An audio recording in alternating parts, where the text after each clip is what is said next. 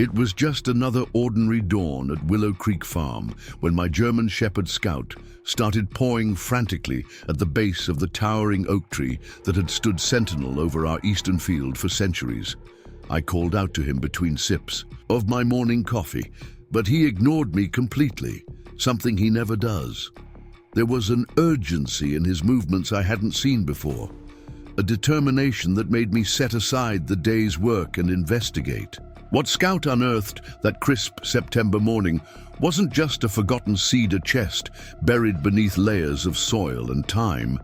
It was irrefutable evidence that my family's humble farming legacy is directly linked to the mysterious vanishing of the legendary Lost Colony of Roanoke in 1590, and the influential historical societies who have controlled this narrative for generations have descendants who will do absolutely anything to ensure these secrets remain buried, just as they have for over 400 years. Before we jump back in, tell us where you're tuning in from.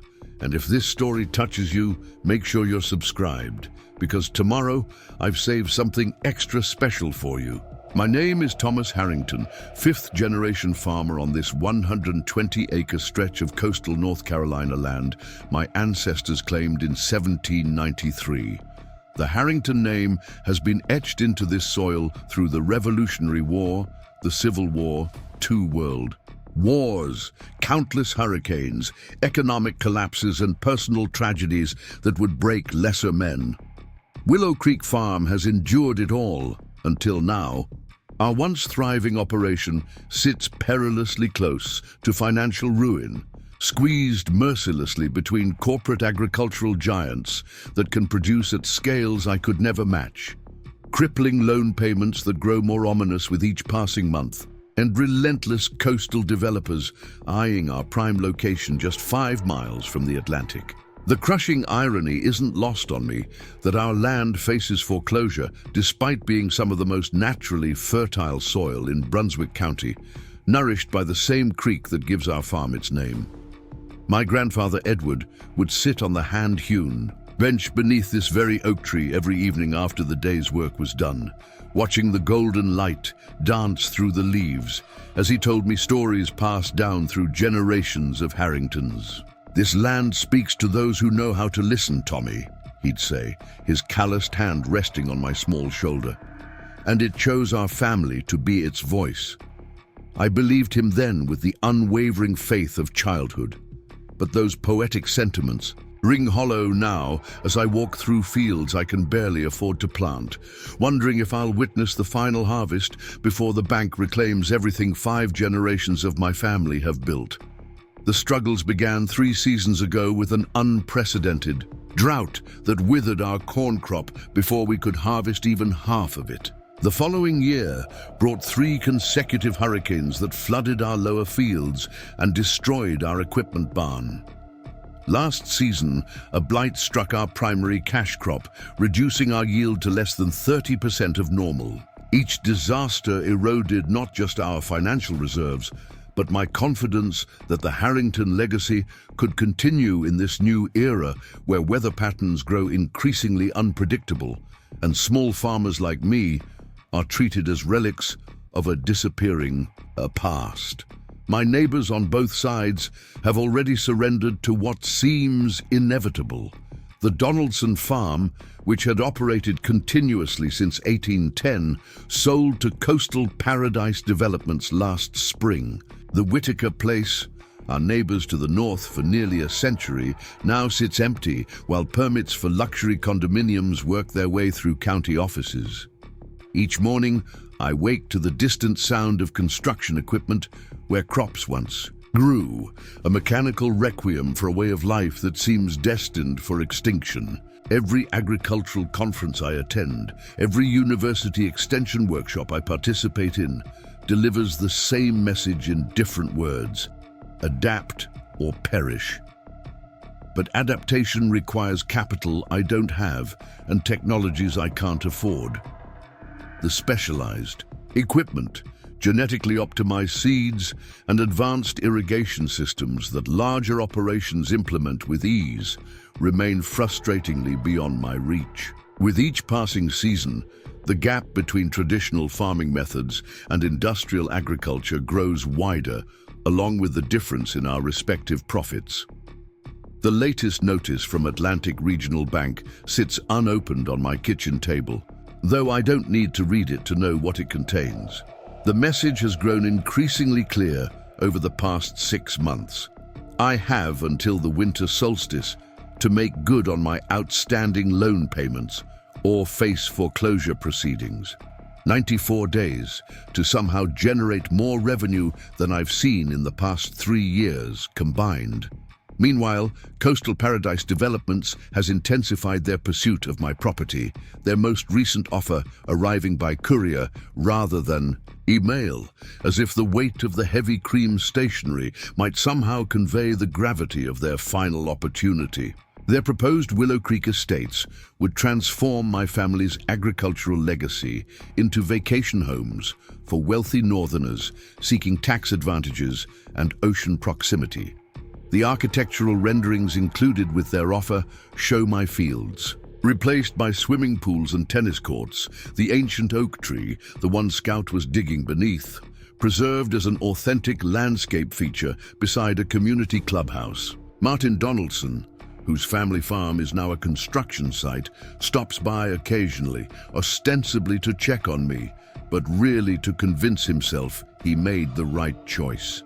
"You can't stand against the tide of progress, Tom," he told me last week, his eyes never quite meeting mine as we stood by my property line, watching bulldozers reshape land.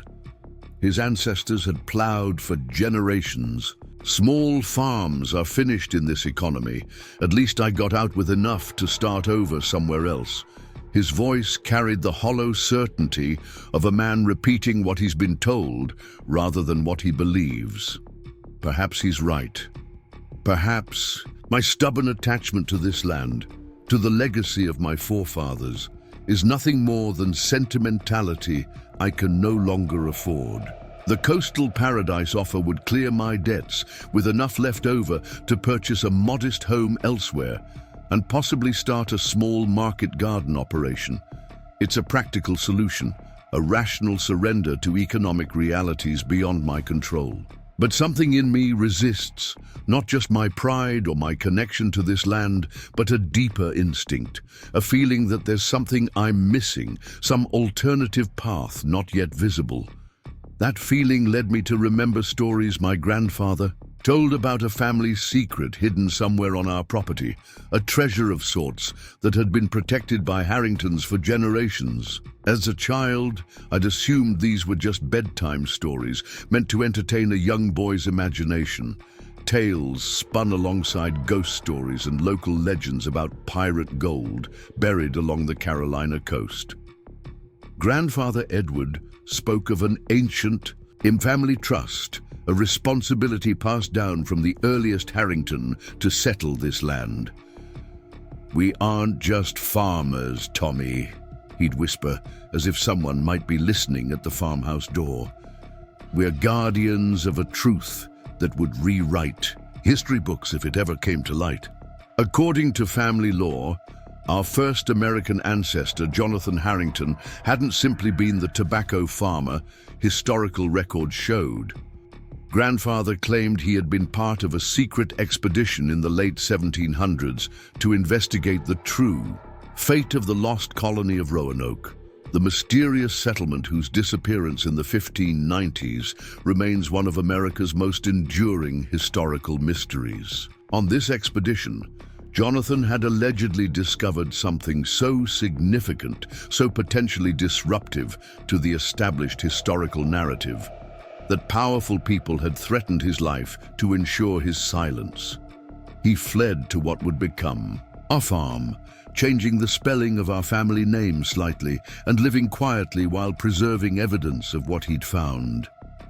"He buried it somewhere on this land," Grandfather would say, his voice dropping to a near whisper despite the fact that we were alone beneath the oak tree's sprawling canopy. A chest containing journals, maps, and artifacts that prove what really happened to those colonists.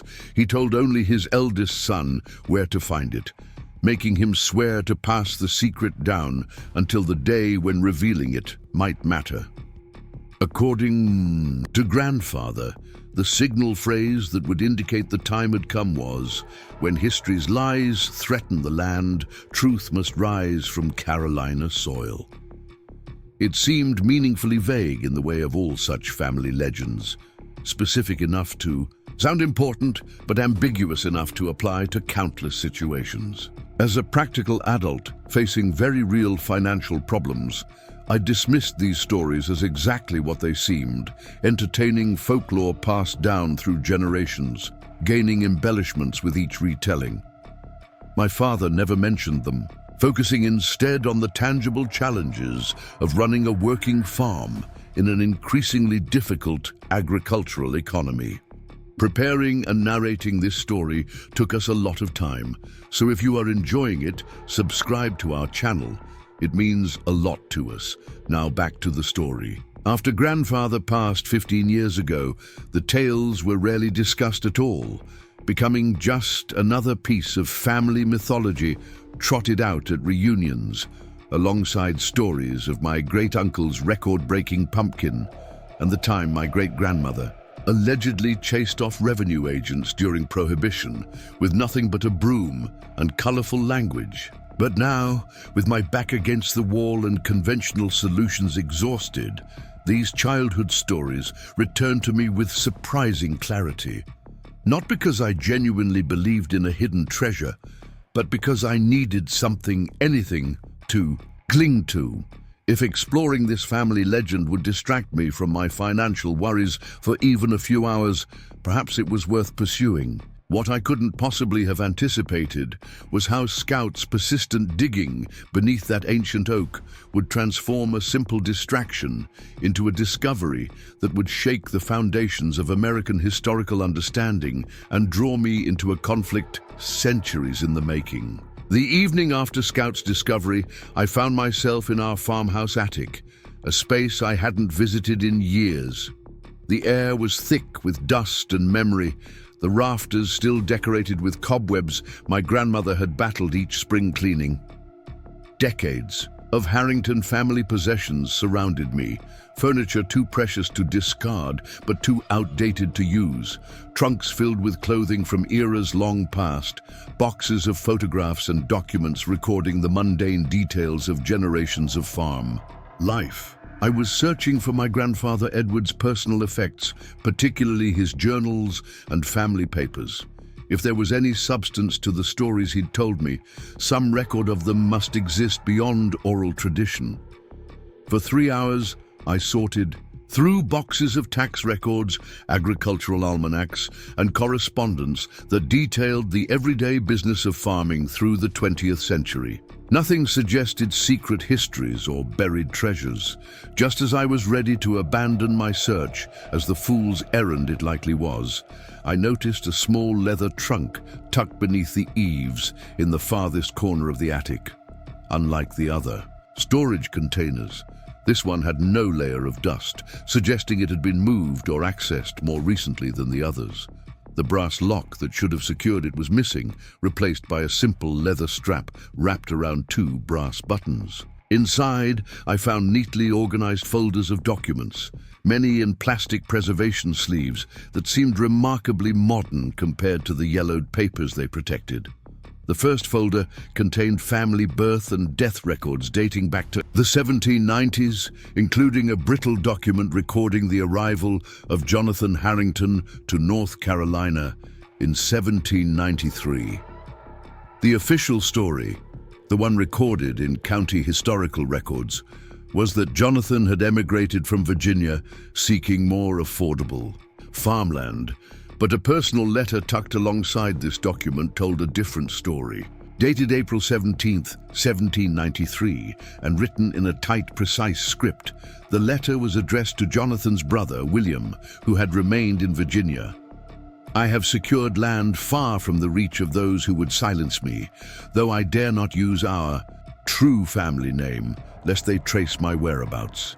The evidence travels with me, sealed and hidden, as it must remain until a time when powerful men no longer control the narrative of our nation's beginnings. What I witnessed at the excavation site would unravel accepted histories and implicate families now considered founding fathers of our republic. Until such time as the truth can safely emerge, I shall live quietly as a simple farmer, though we both know this was never my intended path. My hands trembled slightly as I read words written more than 2 centuries ago, words that suggested the family stories weren't merely tall tales, but had some basis in historical fact. Jonathan Harrington, or whatever his name had been before, had been hiding something, fleeing from someone, preserving evidence of something significant enough to change historical understanding. The next folder contained what appeared to be a journal kept by Thomas Harrington, my namesake and Jonathan's son, with entries spanning from 1820 to 1847. Most documented ordinary farm matters, crop rotations, weather patterns, livestock, breeding, but occasional passages referenced father's trust and the burden of knowledge. One entry from 1838 caught my attention immediately. Father showed me the oak marker today, explaining how he selected this particular tree for its youth and position on the highest point of our land. This oak will stand for centuries, he told me, growing stronger as its roots entwine around what lies beneath, protecting it until the proper time comes. He showed me the symbol he carved deep into its northern face, a small triangle with a spiral within. When the bark grows, to nearly obscure this mark, he says, the time for revelation approaches. I'm to pass this knowledge to my eldest son when he reaches manhood, as father has passed it to me. A triangle with a spiral within. I knew exactly what this meant. As children, my cousins and I had discovered a strange marking on the great oak tree, partially grown over by bark but still visible if you knew where to look. We had invented elaborate stories about it being a pirate sign or Native American symbol. Never once had I connected it to grandfather's tales of family secrets. The journal continued with occasional cryptic references to the chest and the colony's truth, but never with enough specific detail to reveal exactly what evidence Jonathan had preserved or what historical understanding it might challenge. Thomas was honoring his father's caution, recording just enough to guide future generations without providing information that might endanger them if the journal fell into the wrong hands. The final folder contained the most remarkable documents, papers, preserved with particular care in archival quality sleeves that my grandfather must have purchased specifically for this purpose. These were not Harrington family records, but appeared to be copies of much older documents, possibly made during Jonathan's mysterious expedition. Among them was what appeared to be a partial manifest from the Roanoke colony listing supplies and colonists, but with annotations in a different hand, noting individuals who had joined with the Croatoan or been taken to the inland settlement. Most significantly, there was a crude map showing what appeared to be the colony's movements after their supposed disappearance, with locations marked that didn't correspond to any settlements known to history. Most striking was a letter dated 1790 from someone identified only as Professor H to a group called the Historical Protection Society. Gentlemen, the excavation at Site B has yielded artifacts that contradict our established narrative concerning the Lost Colony. If authenticated and made public, these findings would necessitate a complete revision of early colonial history and raise uncomfortable questions about the role of certain founding families in suppressing this information. I recommend immediate acquisition of all artifacts and documentation, followed by site closure under the pretext of environmental protection. Our benefactors in Richmond and Charleston would be gravely concerned should this alternative history emerge The expedition assistant JHE has expressed troubling moral qualms about our containment approach. I recommend his immediate dismissal and monitoring. The initials JH, Jonathan Harrington. The letter suggested he hadn't simply discovered historical evidence, he had fled with it, protecting it from deliberate suppression by what appeared to be an early historical society with connections to powerful families in Virginia and South Carolina. As I carefully replaced these documents in their protective sleeves, my mind raced with implications. If authentic, these papers suggested that the fate of the Lost Colony, a historical mystery that had persisted for over 4 centuries, might not be a mystery at all, but rather a deliberately maintained historical fiction intended to protect certain founding families from uncomfortable truths about their ancestors' actions. More immediately relevant to my current situation, if Jonathan had indeed buried artifacts from the Lost Colony somewhere beneath the oak tree, their historical and archaeological value would be immense, potentially valuable enough to save Willow Creek Farm from foreclosure without selling to developers. I returned the folders to the leather trunk, securing it with the leather strap before carrying it down from the attic to the kitchen table. Outside, darkness had fallen completely, the only sound the distant chorus of cicadas and occasional bark of my neighbor's hound. Scout lay by the back door, his eyes following me with curious intensity, as if he understood the significance of what I'd discovered.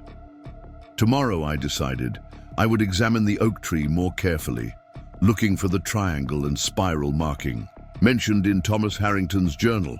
I would also investigate exactly where Scout had been digging with such determination that morning. If my ancestor had indeed buried colonial artifacts beneath that tree over 2 centuries ago, their discovery could change everything, not just for me and the farm, but potentially for our understanding of early American history. What I couldn't know as I sat at my kitchen table surrounded by generations of family secrets was that Scout's innocent digging had already set events in motion. The chest wasn't the only thing that had been buried for centuries. Certain truths and the powerful interests determined to keep them hidden were about to resurface as well, drawing me into a conflict that had been silently raging since before the United States existed as a nation. As I finally headed to bed well past midnight, I paused at the kitchen window, looking out toward the oak tree, its massive silhouette barely visible against the star-filled sky. For the first time in months, I felt something beyond the grinding anxiety that had become my constant companion. A spark of hope, yes, but also something deeper. A sense of purpose, of connection to something larger than my immediate financial troubles. Whatever Jonathan Harrington had buried beneath that oak, he had preserved it for a reason. After more than 2 centuries of patient waiting, perhaps its time had finally come. The next morning dawned clear and cool, the first hint of autumn crispness sharpening the air. I was outside before the sun fully cleared the horizon, a thermos of coffee in one hand and a metal detector I'd borrowed years ago for a beach trip in the other. Scout bounded ahead of me across the field, making a direct line for the oak tree as if he'd understood my intentions before I'd even expressed them. The ancient oak stood solitary in the eastern field, its massive trunk requiring 3 grown men with outstretched arms to encircle it completely. Its lowest branches began nearly 20 feet up, spreading outward to create a canopy that cast shade over a 1/4 acre at midday. My great-great-grandfather had been wise enough to leave this section of land uncleared when establishing the farm, recognizing that some trees deserve to stand unmolested even on working agricultural land. I circled the trunk slowly, examining the bark with careful attention. Decades of growth had altered its surface considerably since my childhood, the natural patterns of bark splitting and reforming, obscuring many of the marks both natural and man-made that had once been visible. On the north face, approximately 5 feet from the ground, I finally found what I was looking for, The triangle and spiral symbol mentioned in Thomas Harrington's journal, now nearly grown over but still faintly visible in the morning light. Scout had already resumed his digging from the previous day, focusing on a spot approximately 10 feet from the trunk in a direct line from the carved symbol. The coincidence was too perfect to be chance. Either Scout possessed an uncanny ability to detect buried objects, or something about this particular spot called to him in ways I couldn't understand. Setting aside the metal detector, I retrieved the shovel I'd brought from the barn and began to dig alongside Scout, carefully removing layers of soil that hadn't been disturbed in centuries. The earth here was different from the regularly tilled farmland nearby, more compacted, rich with the accumulated organic matter from hundreds of years of falling leaves and acorns. After digging down approximately 3 feet, creating a hole about 4 feet in diameter, my shovel struck something solid. The sound was distinctive. Not the dull thud of striking stone, but a sharper, resonant sound that suggested hollow wood. Scout's excitement intensified, his pawing becoming more focused as if he sensed we were close to uncovering something significant. Working carefully now, I used smaller garden tools to remove the soil from around and atop what was gradually revealing itself to be a small cedar chest, approximately 3 feet long by 2 feet wide. The wood was dark with age, but showed remarkable preservation, protected from moisture and decay by the specific composition of the soil and perhaps by its proximity to the oak's root system, which had grown partially around it, embracing rather than crushing the chest. With trembling hands, I cleared the final layer of dirt from the lid, revealing brass fittings that had developed a greenish patina but remained structurally intact. A simple hasp secured the lid, but there was no lock, suggesting that Jonathan Harrington had been more concerned with preserving the contents than preventing their discovery. Perhaps he understood that anyone who found the chest would likely be family, guided by the knowledge passed down through generations. Scout sat beside me now, his earlier frenzy replaced by an almost reverent stillness as I carefully lifted the chest from its centuries-old resting place. Despite its age, the container was surprisingly lightweight, suggesting that whatever it contained was unlikely to be gold or other precious metals. The pirate treasure of childhood imagination giving way to what might be historically valuable, but materially modest contents. Placing the chest on level ground, I took a deep breath before lifting the lid, acutely aware that I was about to view objects that had remained unseen for over 2 centuries, preserved by my ancestors for this specific moment. As the lid creaked open on hinges that had remarkably not disintegrated with time, the first thing I noticed was the smell, a complex scent of cedar, aged paper, and something earthy that I couldn't immediately identify. Inside, protected by layers of oilcloth that had been carefully wrapped around each item, I found an astonishing collection. Leather-bound journals with pages of parchment covered in faded but legible script. Small artifacts including clay pipes, metal tools, and glass beads that appeared to be of both European and Native American origin. Crude maps drawn on vellum showing coastlines and inland settlements, and most remarkably, what appeared to be personal correspondence between Roanoke colonists and local indigenous peoples, suggesting a level of cooperation and integration that contradicted the mysterious disappearance narrative that history had maintained. At the very top of these carefully preserved items lay a sealed letter addressed simply to my descendant, in an elegant script that must have belonged to Jonathan Harrington himself. With careful fingers, I broke the wax seal and unfolded the brittle paper, revealing a message written over 2 centuries ago, but intended specifically for this moment. For me. To the Harrington who finds this chest, the letter began, I entrust you with a truth that has been deliberately hidden from our nation's history.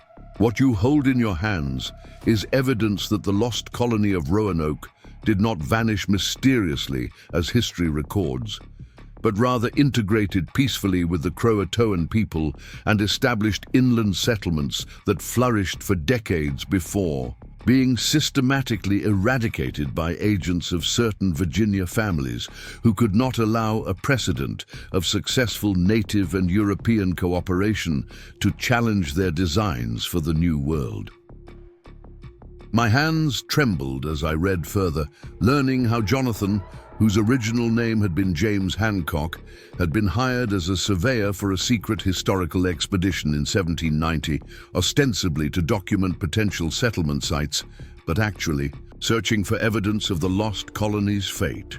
When the expedition discovered the remains of a hybrid settlement with clear evidence of peaceful coexistence and cultural exchange, the wealthy sponsors of the expedition had ordered all evidence destroyed and the site buried. I could not be party to this erasure of truth, Jonathan wrote. These colonists did not disappear. They found a better way to live, one that rejected the rigid hierarchies and exploitation that our so-called civilization demanded. They were not lost. They were liberated. And for this, their memory was obliterated by men who could not allow such a narrative to survive. The letter concluded with a warning and a charge. The families who ordered this truth buried, the Caldwells, Harrisons, and Westmorlands, have grown only more powerful with time. Their descendants maintain the fiction because the truth contradicts the foundational myths upon which they have built their fortunes. I charge you, my blood, to choose the moment wisely when bringing this truth to light. The world must be ready to hear it, and you must be prepared for the resistance that will come. I sat back on the damp earth, the letter still in my hands, trying to process the magnitude of what I'd discovered. This wasn't just historically significant, it was explosive. If authenticated, these documents and artifacts would fundamentally rewrite our understanding of early colonial history and the relationship between European settlers and indigenous peoples. They would also directly implicate several of America's oldest and most prestigious families in a centuries-long cover-up. More personally, they represented both opportunity and danger for me and for Willow Creek Farm. The historical value of these artifacts would easily exceed what I needed to save the farm from foreclosure. But bringing them to light would inevitably draw attention from powerful interests with every reason to discredit or suppress them, just as they had been suppressed once before. The sound of a vehicle coming up my driveway jolted me from these thoughts. Hastily but carefully, I returned the items to the chest, closed the lid, and covered it with the tarp I'd brought to protect any findings from the elements. Scout was already running toward the house, barking a welcome rather than a warning, suggesting whoever had arrived was familiar. I quickly brushed the dirt from my clothes and made my way back to the farmhouse, where a dusty pickup truck now sat alongside my own vehicle. Leaning against it was Dr. Sarah Mitchell, a professor of early American history at Coastal Carolina University and a longtime friend whose family had farmed in the next county for generations before transitioning to academia. "Tom Harrington," she called as I approached, pushing herself away from the truck with a smile. "Your neighbor Doris said she saw you digging under the old oak like a man possessed. Please tell me you're not installing one of those tacky tree swings for tourists." I laughed, despite the tension still coursing through me. Sarah and I had dated briefly in college before realizing we were better as friends. She'd gone on to become a respected historian specializing in early colonial settlements, while I'd returned to continue the family farming tradition. We'd remained close over the years, our conversations often turning to local history and her research. "Just investigating some old family stories," I said, aware of how my attempted casualness sounded forced even to my own ears. "What brings you out to Willow Creek on a Tuesday morning?" Sarah's expression shifted, becoming more serious. "Two things, actually. First, I wanted to warn you that Coastal Paradise has been approaching the university about conducting a historical survey of several properties in this area, including yours. It's a tactic they've used before, finding minor historical connections that don't merit preservation status, but let them claim they're being culturally responsible while developing the land. I nodded, unsurprised. The developers had been persistent and creative in their pursuit of my property. And the second thing, the Historical Society is hosting a special lecture tomorrow night, she said, handing me an elegant invitation. Dr. James Westmoreland is presenting on, and this is where it gets interesting, the mythology of the Lost Colony, separating historical fact from romantic fiction. The name hit me like a physical blow. Westmoreland, one of the three families, Jonathan had named in his letter as responsible for burying the truth about the lost colony. And now a descendant was giving a lecture that, based on the title, would further reinforce the mysterious disappearance narrative that his ancestors had helped create.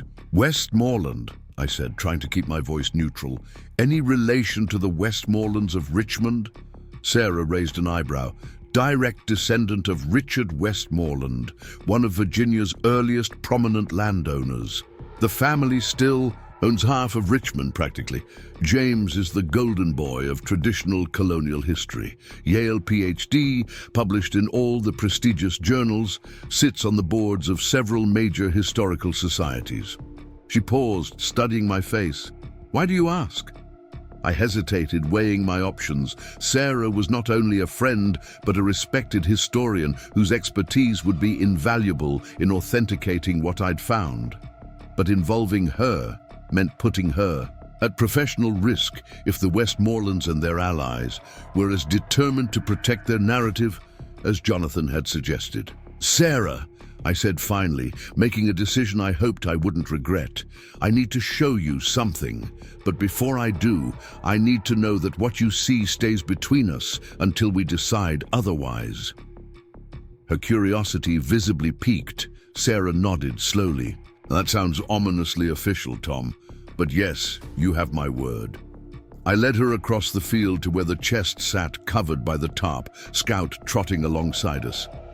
As we walked, I gave her a condensed version of the family legend and my discovery of Jonathan's documents in the attic. I deliberately avoided mentioning the Westmoreland connection until she could see the evidence herself. When we reached the oak tree, I pulled back the tarp, revealing the cedar chest. Sarah's historian's training was immediately evident in how she approached it. Not rushing forward to open it, but circling it slowly, examining the construction, the brass fittings, the wood itself. This is period appropriate for late 18th century, she said, almost to herself. The construction techniques match what we would expect from that era, and the preservation is remarkable. She looked up at me, her professional composure temporarily broken by excitement. Tom, if this is what you think it is, it's more than that, I said quietly, and carefully opened the lid to reveal the contents. For the next hour, Sarah methodically examined each item, handling the artifacts and documents with the reverence and care of a trained historian. Her initial skepticism gave way to growing amazement as she verified details that confirmed their authenticity, paper composition consistent with the period, handwriting styles matching known samples from the era, artifacts that corresponded to both European and Native American craftsmanship of the late 16th century. When she finally read Jonathan's letter, including the names of the families involved in the cover-up, her face paled. Tom, she said softly, do you understand what you've found? This isn't just historically significant. It directly challenges the historical narrative that some of America's most powerful families have maintained for centuries. The Westmorelands, the Caldwells, the Harrisons, these aren't just historical names. They're still among the wealthiest and most politically connected families in the country. I'm beginning to understand that, I said, remembering the timing of Dr. Westmoreland's lecture. Do you think it's coincidence that James Westmoreland is giving a lecture about the Lost Colony tomorrow night? Sarah's expression grew troubled. Possibly. The Lost Colony has always been a popular topic in academic circles. She paused, thinking. But the timing is concerning, especially given Coastal Paradise's sudden interest in a historical survey of your property. Who owns Coastal Paradise? I asked, a suspicion forming. Sarah met my eyes, confirming my fears before she spoke. It's a subsidiary of Westmoreland Development Group. Their headquarters is in Richmond. The implications settled over us like a shadow. The Westmoreland family, whose ancestors had helped bury the truth about the Lost Colony centuries ago, now owned the development company that had been relentlessly pursuing my property, the very property where the evidence of their historical deception had been buried. This isn't about luxury condos, I said slowly, or at least not entirely.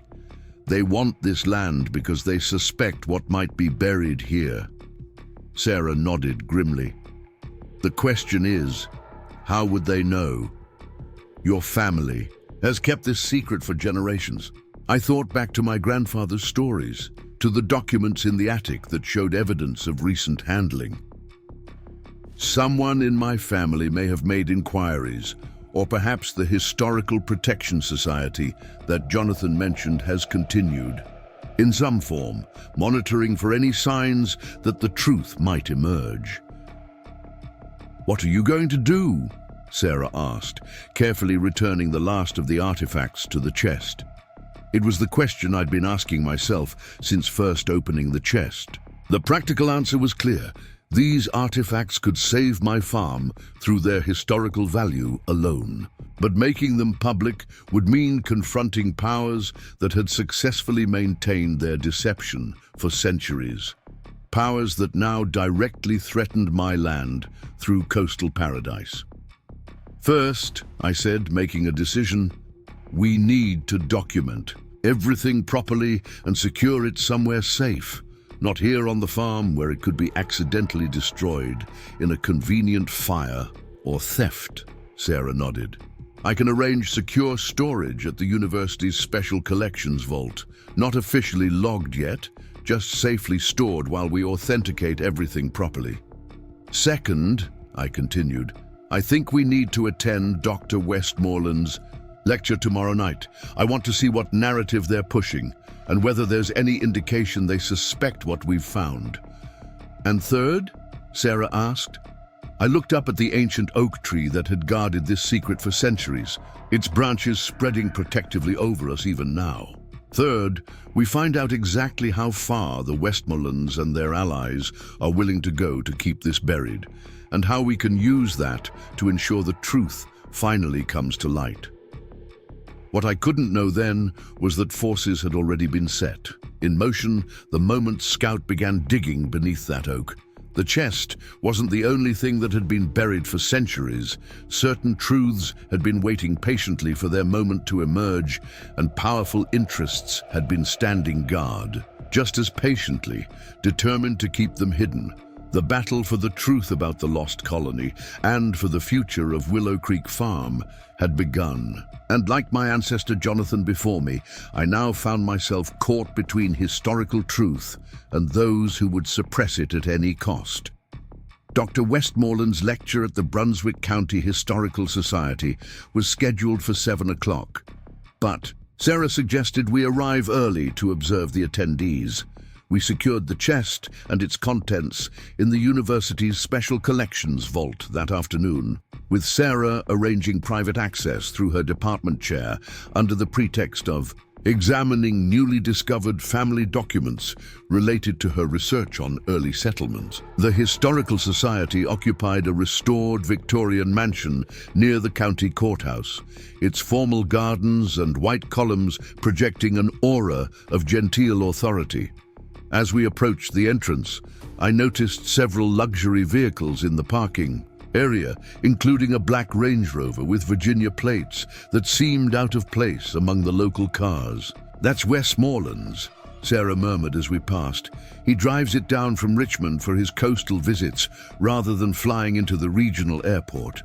Considers himself something of a traditional Southern gentleman." The lecture hall was already half filled when we entered, predominantly with the expected audience of history enthusiasts, academics, and society members. Sarah guided me towards seats near the back that would allow us to observe without being immediately noticeable. As we settled in, she discreetly pointed out several individuals seated in the front row. The woman in the blue dress is Eleanor Caldwell, regent of the Daughters of Early American Settlers. Next to her is Judge Harrison, whose family has had members on the federal bench for 4 generations. And the distinguished-looking man in the bow tie is Senator Richard Whitfield, whose family intermarried with the Westmorelands back in the 1870s. I studied these people carefully, noting how they conversed with easy familiarity while maintaining a certain distance from the other attendees. These were the descendants of the families Jonathan had named in his letter, the powerful interests who had worked for centuries to maintain the official narrative about the Lost Colony. At precisely 7 o'clock, Dr. James Westmoreland took the podium, a tall patrician man in his 50s with silver-streaked dark hair and the confident bearing of someone accustomed to authority. His tailored suit and subtle Ivy League tie clip communicated his status as clearly as any verbal introduction. "Distinguished guests, ladies and gentlemen," he began, his voice carrying the polished cadence of someone equally comfortable in lecture halls and boardrooms. "It is my pleasure to speak with you this evening about one of America's most enduring historical mysteries, the fate of the Roanoke colony."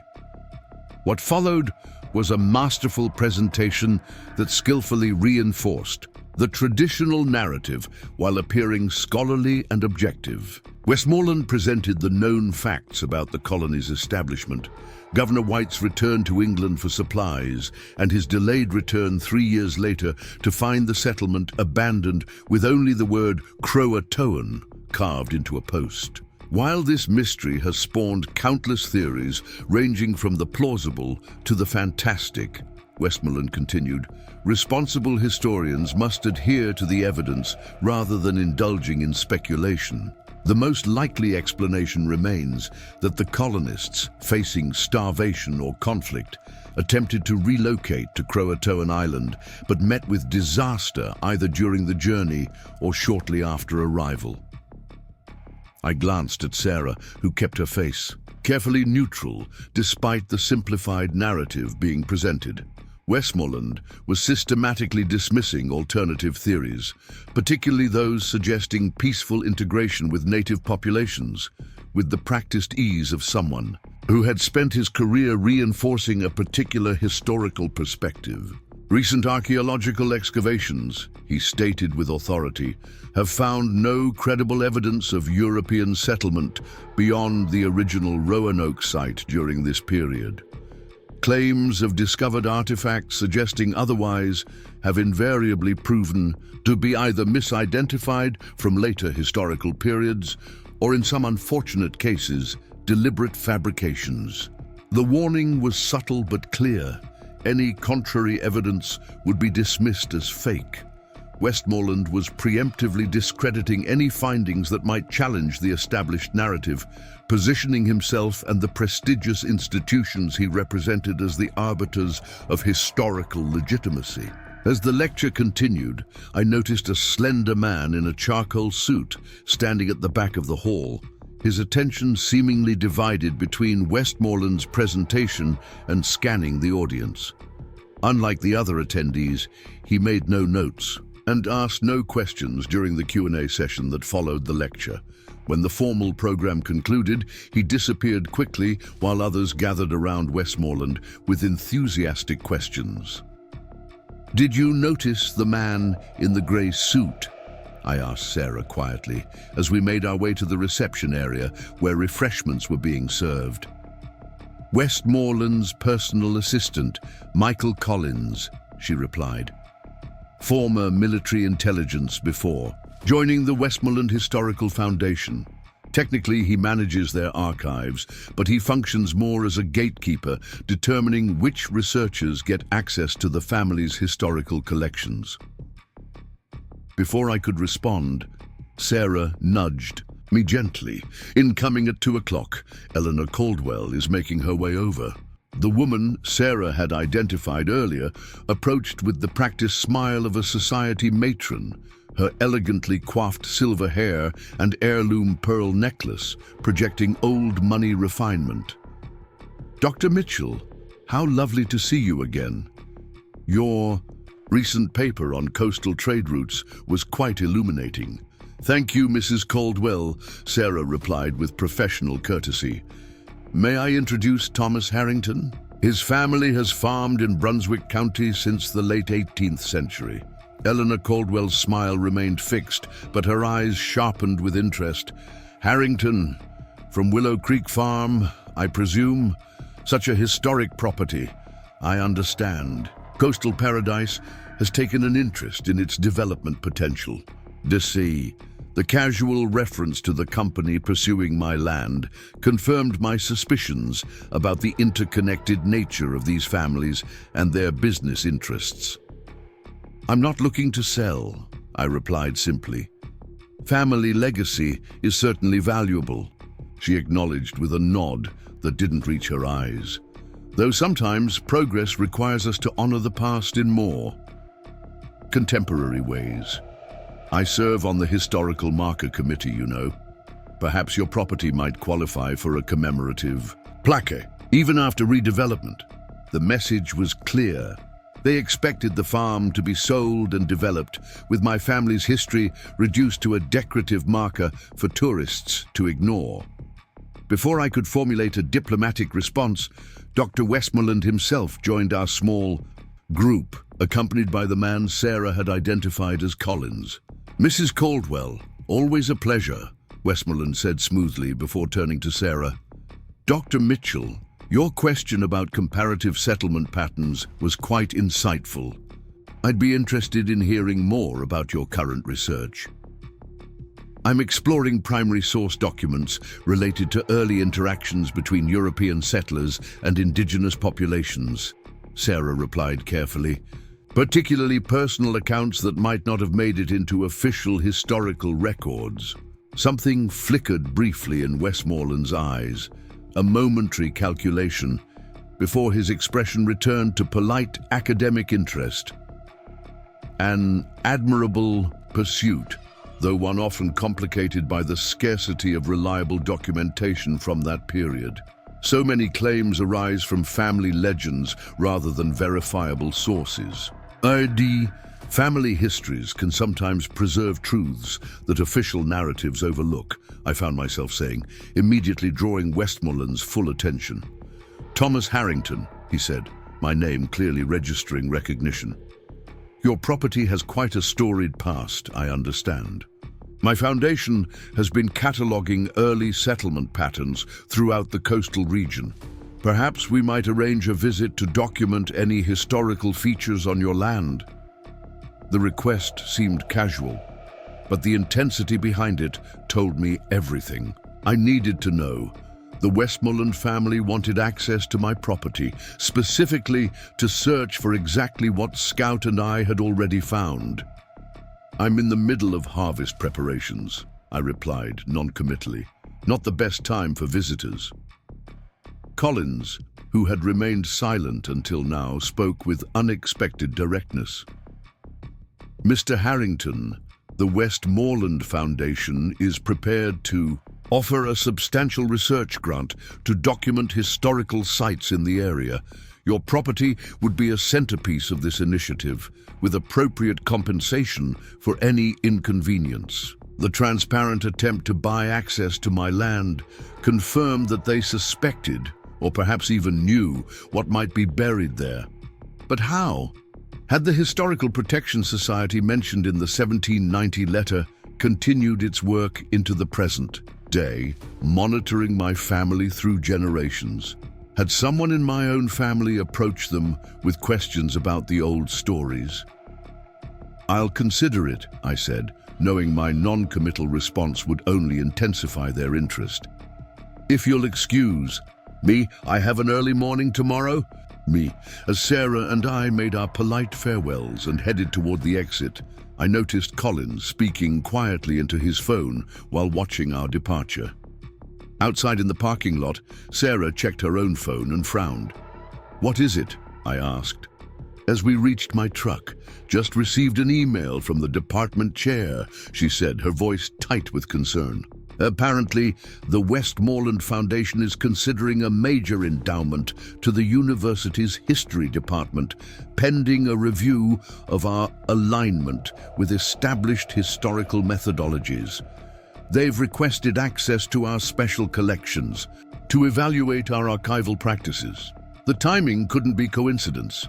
Somehow, they suspected we had secured artifacts in the university's special collections vault, artifacts that directly challenged the historical narrative Westmoreland had just reinforced in his lecture. "They're moving quickly," I observed, starting the truck. "But why now, after all these centuries?" Sarah was silent for a moment, thinking. "The historical narrative has never been more vulnerable to challenge than it is today. Digital archives, DNA analysis, advanced archaeological techniques, the tools for uncovering hidden truths are more accessible than ever. Maybe they've been monitoring potential threats to their version of history for generations, and something triggered their current interest in your property specifically." As we drove back toward the university to check on the secured artifacts, I couldn't shake the feeling that we were being followed.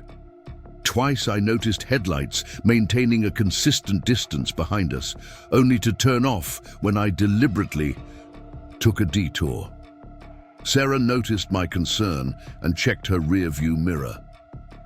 "The black SUV?" she asked quietly. "Third time I've seen it since we left the Historical Society," I confirmed. "Could be coincidence. Or Collins arranging surveillance," she suggested. "These families have resources and connections most people can't imagine. If they believe we've found something that threatens their historical narrative, they won't hesitate to use those resources to protect their interests." The Special Collections building was dark when we arrived, the after-hours security lights casting geometric shadows across the courtyard. Sarah used her faculty ID to access the staff entrance, the electronic lock releasing with a soft click. The climate-controlled vault, where we'd secured the chest, was located in the basement level, accessible only by authorized personnel through a separate security system. "Something's wrong," Sarah said as we approached the vault entrance. "The security log should show a continuous record of the environmental monitoring system, but there's a gap of nearly an hour this afternoon." My stomach tightened with apprehension as Sarah entered her access code and opened the heavy door. The vault appeared undisturbed at first glance, the ordered shelves of archived materials maintaining their academic dignity in the carefully controlled atmosphere. But when we reached the secured cabinet where we'd placed the cedar chest, we found it empty. "Impossible," Sarah whispered, her professional composure cracking. "This requires department chair authorization for access. No one should have been able to—" "Unless they had cooperation at the highest levels," I finished grimly. "Didn't you say the Westmoreland Foundation was considering a major endowment?" The implications were clear. Someone with authority had provided access to the vault during the suspicious gap in the security logs. The chest and its contents, the evidence that could have rewritten history and saved my farm, had been taken, most likely by the very people determined to keep that history buried. Sarah immediately called campus security to report the theft, but I already knew the investigation would lead nowhere. The chest would have been removed through service corridors, transferred to an unmarked vehicle, and taken to where its contents could be examined privately before being destroyed or permanently secured in some Westmoreland family vault. They Won't find anything, I told Sarah, as we watched security personnel dusting for fingerprints they would never identify. These families have been protecting their secrets for centuries. They wouldn't leave evidence of a common theft. She nodded grimly, her historian's passion for truth now fueled by personal indignation at the violation of her professional trust. So, what now? They have the original artifacts. We can't prove what was in that chest without them. A slow smile spread across my face as I pulled out my phone and opened a secure cloud storage app. Not exactly. While you were cataloging the contents this morning, I took comprehensive photos of every document, artifact, and page of every journal, including Jonathan's letter naming the Westmoreland, Caldwell, and Harrison families specifically.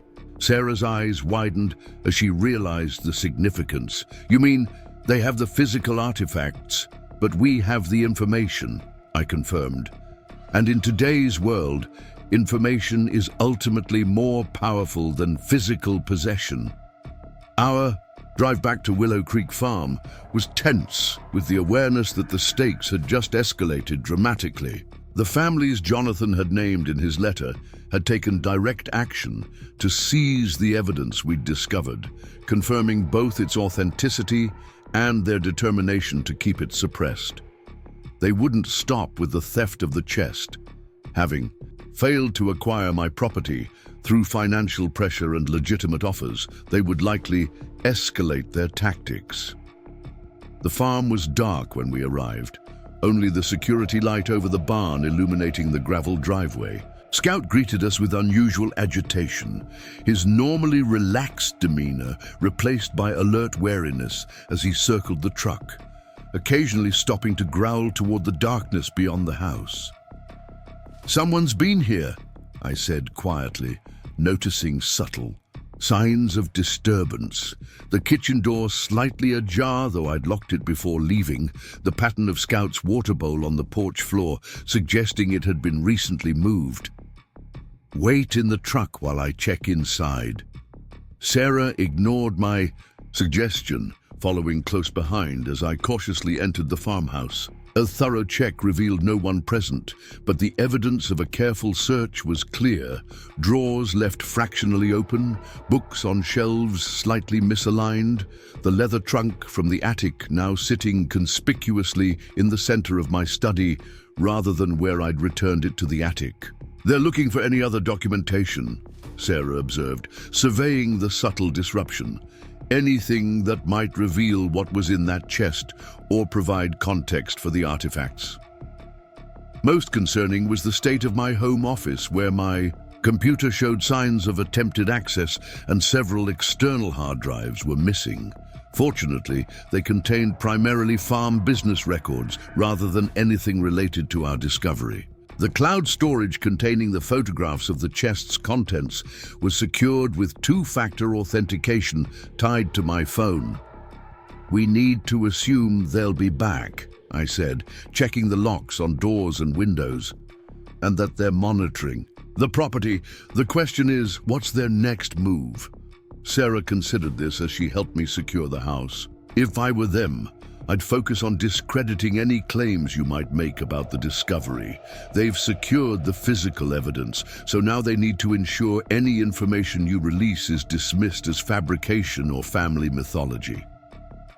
Exactly what Westmoreland was laying groundwork for in his lecture, I noted, dismissing alternative theories and positioning himself as the authority on what constitutes legitimate historical evidence. A notification chimed on Sarah's phone, an email that caused her to inhale sharply. "And here it comes. The department chair is informing me that concerns have been raised about my research methodology following a review of recently archived materials. I'm being placed on administrative leave pending an investigation into potential academic misconduct related to unverified historical claims." The speed with which they were moving was breathtaking. Within hours of the theft, they were already working to isolate and discredit Sarah professionally, cutting her off from university resources and damaging her academic credibility before we could even consider going public with what we'd found. "They'll come after you next," she warned, "probably through financial channels first, accelerating your foreclosure timeline, blocking any attempts to refinance, perhaps even questioning your legal title to the property by discovering some historical discrepancy in the land records." She was right, of course. These families had maintained their control of the historical narrative for centuries through their influence over institutions: academic, financial, legal, and political. They would use that influence to ensure that any challenge to their preferred version of history was swiftly contained and discredited. But they had made one critical miscalculation. In focusing on securing the physical artifacts and undermining our professional credibility, they had revealed just how important maintaining this particular historical fiction was to their family legacies. Their aggressive response confirmed the authenticity and significance of what we'd found more effectively than any academic authentication process could have. "We need to change tactics," I decided, pouring coffee as we settled at the kitchen table to assess our situation. "They're expecting us to try working through traditional channels, academic publications, historical societies, museum authentication. In processes, channels they effectively control. So we bypass them entirely," Sarah concluded, following my thinking. "But how? Without the physical artifacts, most mainstream media won't take this seriously enough to challenge families as powerful as the Westmorlands and Caldwells." I considered our options, acutely aware that time was working against us. We don't need to convince everyone immediately. We just need to create enough public interest and controversy that the story can't be easily suppressed. Once the information is circulating widely enough, their attempts to discredit or silence it will only draw more attention. Sarah's academic training made her cautious. "That's risky, Tom. These aren't just wealthy families. They have political connections at state and federal levels. If we go public without institutional backing, they could destroy us personally and professionally." "They're already trying to do that," I pointed out. "The question is whether we let them do it quietly or force them to operate in public view." Our conversation was interrupted by Scout's sudden barking at the front door, not his usual territorial warning, but a specific alert that someone was approaching. Through the window, I saw headlights turning into my driveway, then going dark as the vehicle continued forward, with only parking lights illuminating its path. "Back door," I said quietly, grabbing my phone and keys. "My truck is behind the barn." We slipped out through the kitchen as the vehicle, the same black SUV I'd noticed following us earlier, stopped in front of the house. Two men emerged. One I recognized as Collins from the lecture, the other unfamiliar but moving with the practiced efficiency of someone with security or military training. From the cover of the equipment shed, we watched as they approached the darkened house with the confidence of people unconcerned about legal niceties like trespassing or breaking and entering. This wasn't a sanctioned search or official visit. This was Westmoreland's private security coming to ensure we had no remaining evidence of what had been in that chest. "We need to go," Sarah whispered urgently. "If they find us here." I nodded, leading her toward the barn where my old farm truck waited, its faded paint and mud-spattered fenders making it virtually invisible in the shadows. Scout followed, silently, his training overriding his natural instinct to challenge the intruders. As the men entered my house through the front door, we slipped into the truck, easing it slowly backward until we reached the old service road that ran behind. The barn, a route invisible from the main house and driveway. Once clear of the property, I accelerated onto the county road, headlights still off until we'd put sufficient distance between us and the farm. Sarah watched the road behind us for any sign of pursuit while I considered our rapidly narrowing options. "Where are we going?"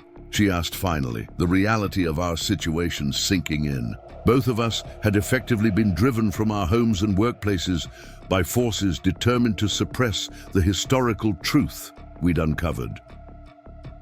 "First, somewhere safe to regroup and develop a plan," I replied, thinking through our limited options. "Then we need to find a way to get the information out too widely for them to contain." I turned onto a secondary road leading away from town, toward the coast, where my father's old fishing cabin stood on stilts above the marshy shoreline. A place known to my family, but not connected to me in any public records. It would provide temporary shelter while we decided how to proceed. As we drove through the darkness, the gravity of what we'd stumbled into weighed heavily on me. My ancestor Jonathan had fled with these secrets over 2 centuries ago, changing his name and burying the evidence to protect himself and his family. Now I found myself in a similar position, forced to abandon my home in the face of powerful interests determined to keep the truth buried. But unlike Jonathan, I lived in an age where information could spread globally in seconds, where digital evidence could be duplicated and distributed beyond anyone's ability to completely suppress it. The Westmorlands and their allies might control traditional institutions, but they couldn't control the decentralized networks of the modern information ecosystem. Not completely, not forever. The cedar chest my ancestor had buried beneath. The oak tree had finally yielded its secrets after centuries of patient waiting. Now it was up to me to ensure those secrets finally served their intended purpose, revealing a truth that had been deliberately hidden for too long, and perhaps in the process, saving the land that had guarded that truth through generations of my family. Scout sat quietly between us on the truck's bench seat, his earlier agitation subsiding as we put distance between ourselves and the intruders. His instincts had started this journey by leading him to dig beneath the ancient oak, uncovering a chest that connected the present to centuries past. Now those same instincts had warned us of danger, allowing us to escape with the digital evidence that might finally bring the long-buried truth to light.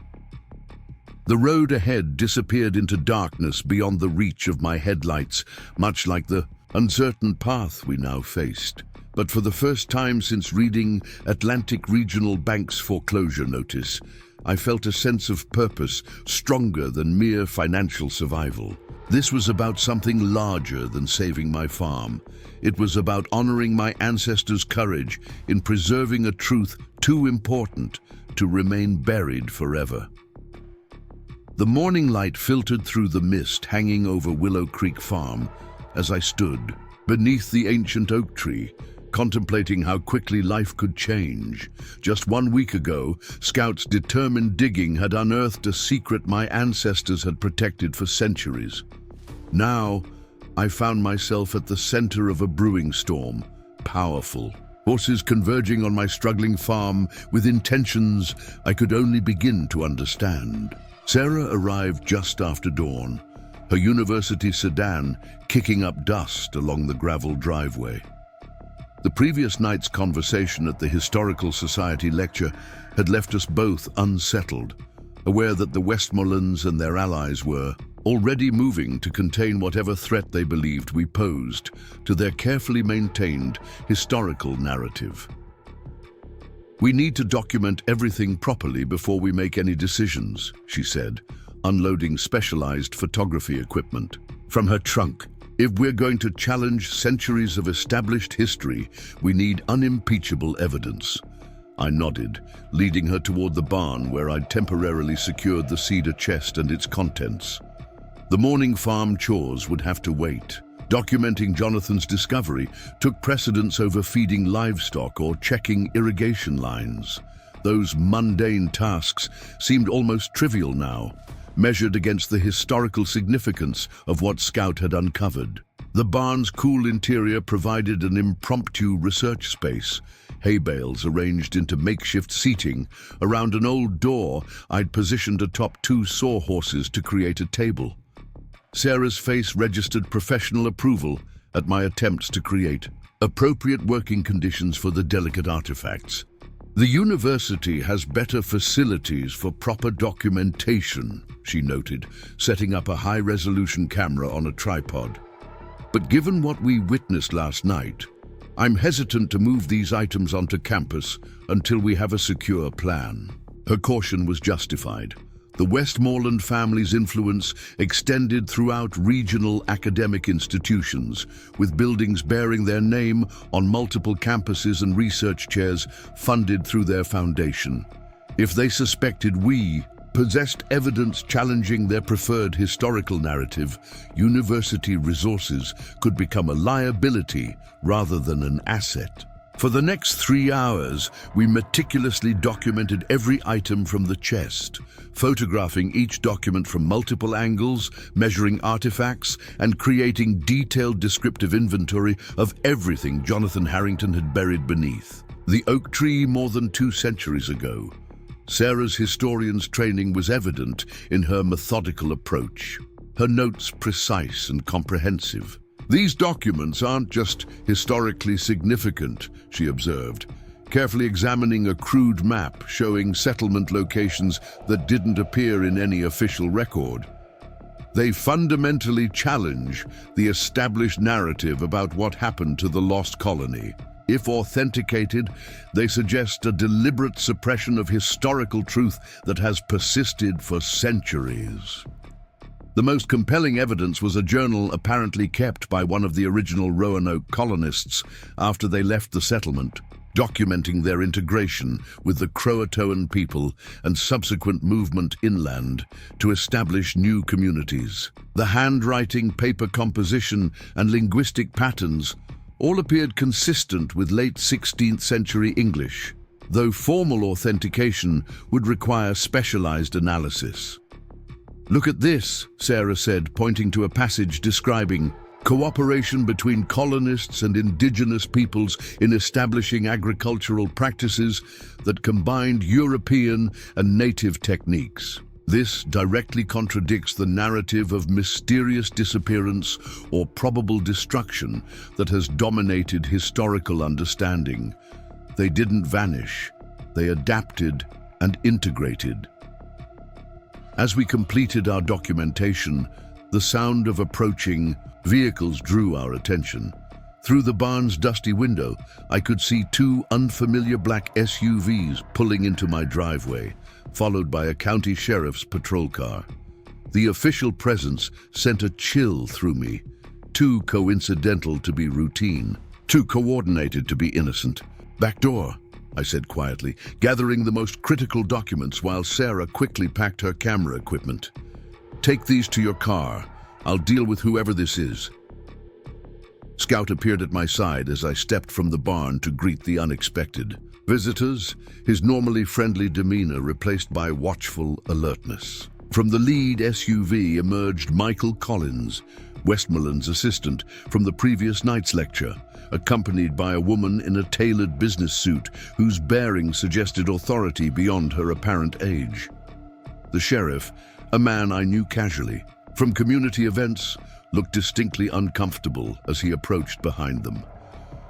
"Mr. Harrington," Collins began without preamble, "this is Ms. Eleanor Caldwell of the Virginia Historical Preservation Society. We have reason to believe you may be in possession of historically significant artifacts that require professional assessment and proper preservation measures." The name registered immediately. Caldwell, one of the 3 families Jonathan had identified in his letter as responsible for suppressing the truth about the Lost Colony. The Historical Preservation Society claim was transparent cover for what was clearly a recovery operation aimed at securing whatever evidence might have survived from Jonathan's original discovery. "I'm not aware of any artifacts requiring external assessment," I replied, measuring my words carefully. "My family has farmed this land for generations, If you're interested in local history, the County Historical Society maintains extensive records. Eleanor Caldwell stepped forward, her practiced smile never reaching her eyes. Mr. Harrington, we've received credible information that items of significant historical value may have been recently discovered on this property. As a designated representative of the State Historical Commission, I have the authority to request an inspection of any artifacts that might qualify for protected status. The sheriff cleared his throat awkwardly. They've got the proper paperwork, Tom. Not a search warrant exactly, but official authorization to document historical artifacts for preservation purposes. Standard procedure for potentially significant historical discoveries. Nothing about this was standard procedure, but the papers Caldwell held out appeared official enough, complete with state seals and signatures. They had moved with remarkable speed, mobilizing legal authority barely 12 hours after the lecture where we had first revealed our interest in the Lost Colony narrative. Someone in their organization maintained considerable influence within state government. Of course, I agreed with feigned cooperation. I'm always happy to assist with historical research, though I'm not sure what you expect to find here beyond typical farm implements and family photographs. From the corner of my eye, I could see Sarah quietly moving toward her car, the document bag secured over her shoulder. Whatever happened next, the most critical evidence from Jonathan's chest would be protected from immediate seizure. The digital documentation we'd created provided additional security, evidence that couldn't be easily confiscated or destroyed. Collins noticed my glance and turned slightly, spotting Sarah as she reached her vehicle. "Dr. Mitchell," he called, his tone shifting to professional recognition. "I didn't realize you were consulting on this matter. Your expertise in early colonial history would be valuable in assessing any artifacts discovered here." Sarah paused, clearly calculating her response. Acknowledging professional involvement would make her subject to the same inspection authority they were attempting to exercise over me, potentially compromising the documents she carried. But denying any connection might raise immediate suspicions. "Just visiting a friend," she replied casually. "Thomas and I went to college together. I wasn't aware of any official historical assessment happening today." Caldwell's expression tightened almost imperceptibly. "How fortunate that someone with your academic background happens to be present. Perhaps you'd be willing to offer your professional opinion on any items we identify during our inspection." The choreographed politeness masked what was clearly becoming a tactical standoff. They wanted access to whatever we had discovered, but needed to maintain the pretense of official historical interest rather than revealing their true motivation. We needed to protect Jonathan's evidence without appearing to obstruct legitimate authorities.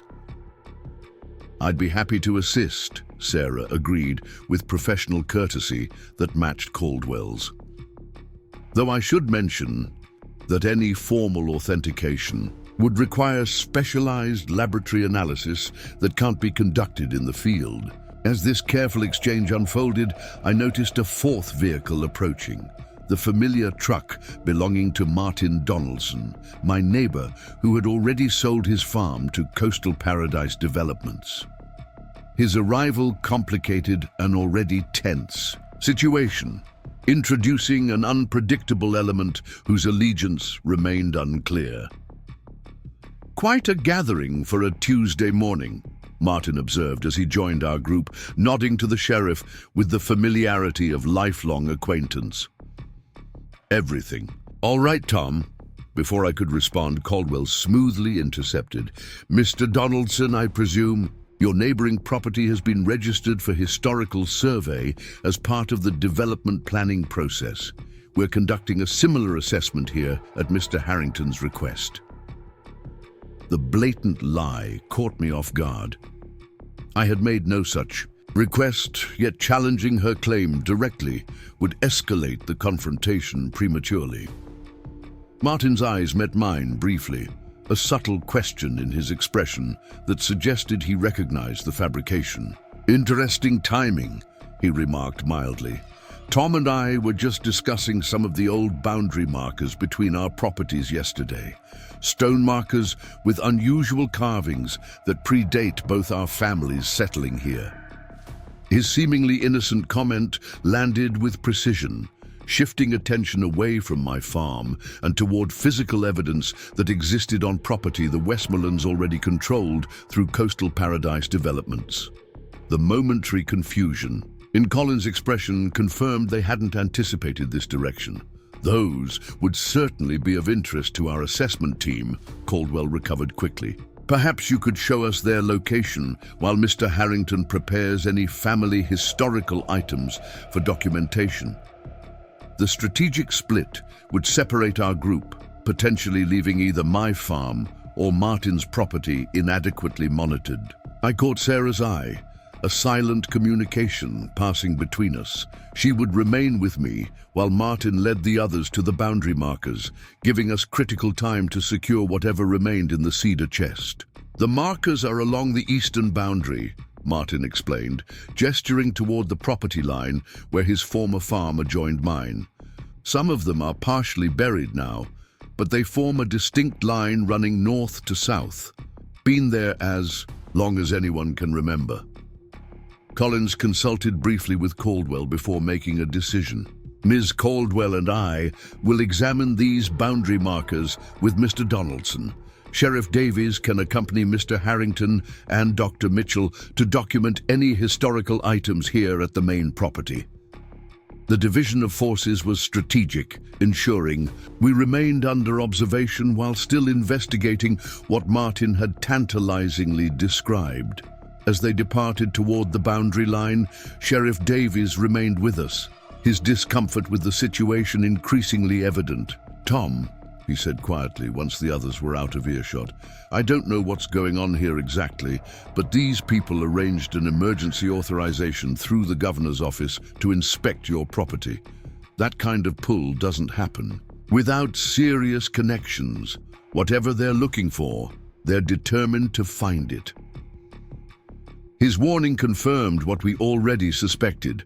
The Westmoreland network extended throughout state government, allowing them to mobilize official authority with remarkable speed when their interests were threatened. The sheriff wasn't necessarily allied with them, but he was bound by the legal authority they had managed to arrange.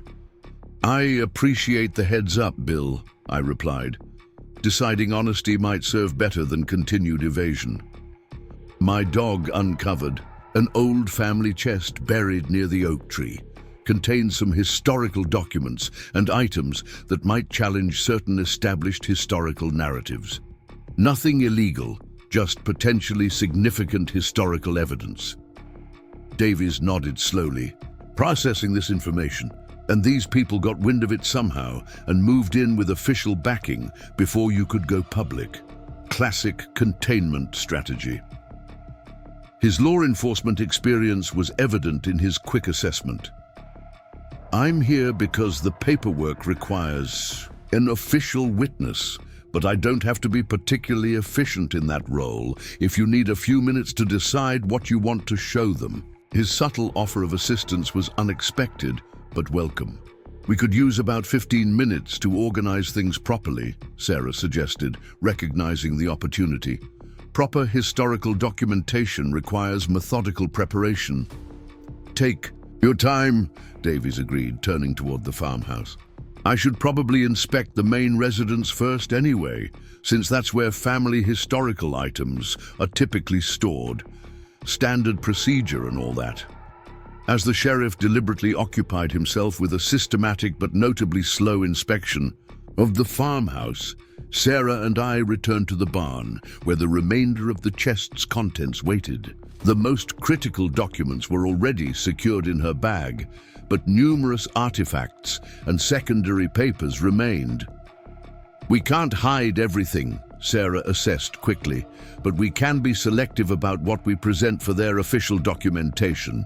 If we provide enough material to satisfy their inspection requirements without revealing the most significant evidence, we might buy ourselves time to determine our next steps.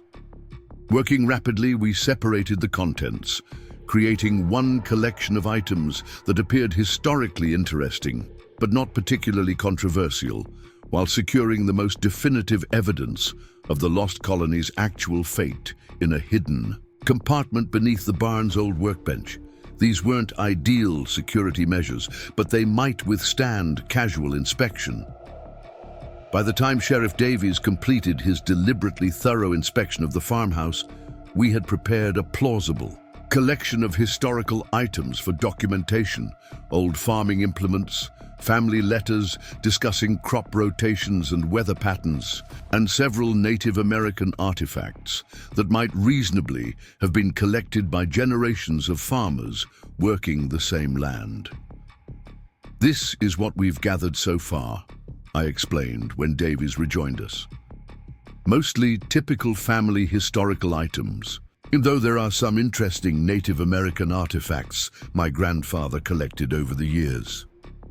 The sheriff nodded, maintaining the professional pretense we had established. "I'll note that in my official report. Ms. Caldwell will want to document these items when she returns from inspecting those boundary markers." The mention of the markers reminded me of Martin's unexpected intervention. What had prompted him to redirect attention toward features on his former property? Did he genuinely know something about historically significant boundary markers? Or had he created a diversion to help us manage the inspection of my farm? We didn't have to wait long for answers. Within 20 minutes, the group returned from the boundary inspection. Caldwell and Collins engaged in intense conversation, while Martin followed with an expression of bemused satisfaction. Whatever they had found, or not found, had clearly disrupted their original plan. "Mr. Harrington," Caldwell addressed me with barely concealed frustration, "the markers Mr. Donaldson showed us appear to have been significantly altered since their last documentation. Several show evidence of recent excavation and possible tampering. This raises serious concerns about potential destruction of protected historical artifacts." Martin's expression remained neutral, though I detected a hint of strategic innocence. I mentioned to the development company that those markers might have historical significance, but they assured me their archaeological assessment found nothing warranting preservation. That's why I was surprised when Tom mentioned finding similar markers on his property yesterday. I caught on immediately to the narrative Martin was constructing, implying that Coastal Paradise Developments, the Westmoreland-owned company, had already examined and possibly altered the historical markers before our current interest in them. It was a clever deflection, suggesting that any evidence tampering had occurred at their direction rather than ours. "I don't recall seeing any markers quite like Martin described on my property," I added truthfully, maintaining the fabrication that protected our actual discovery. "Though I haven't surveyed the far boundaries comprehensively in recent years." Colin's expression tightened with professional annoyance. "Perhaps we should focus on the historical items you've prepared for documentation as originally planned." The inspection that followed was tense, but ultimately inconclusive from their perspective. Caldwell methodically photographed and catalogued the items we had selected for display, her expertise evident in her handling of the artifacts, but her frustration growing as nothing she examined contained the evidence she clearly expected to find. "Mr. Harrington," she said finally, setting aside her documentation equipment, "our information strongly suggested that artifacts specifically related to early colonial settlements might have been discovered on this property. Are you certain you've presented all historically significant items in your possession?" The directness of her question demanded equal directness in response. "Ms. Caldwell, I've lived on this farm my entire life. If you have specific information about historical artifacts on my property that I'm somehow unaware of, I'd be very interested to hear it." My deliberate reversal put her in an impossible position. She couldn't reveal what they were actually seeking without admitting knowledge of Jonathan's buried chest and its contents, which would undermine their pretense of routine historical assessment. Her hesitation was brief but telling. "We rely on various historical records and local informants to identify potential sites of interest," she replied, retreating to bureaucratic vagueness. "In this case, our information may have been less precise than normally required for field assessment." The admission of defeat was carefully couched, but clear nonetheless. Without concrete evidence of what they sought, they couldn't escalate their search without revealing their true motivations and potentially exposing the historical suppression Jonathan had documented. As the inspection team prepared to depart, Collins approached me with a business card bearing the Westmoreland Historical Foundation logo. "If you should happen to discover anything of more significant historical interest in the future, please contact us directly. The Foundation has substantial resources for proper preservation and research, including acquisition funds for particularly valuable artifacts." The financial incentive was clear.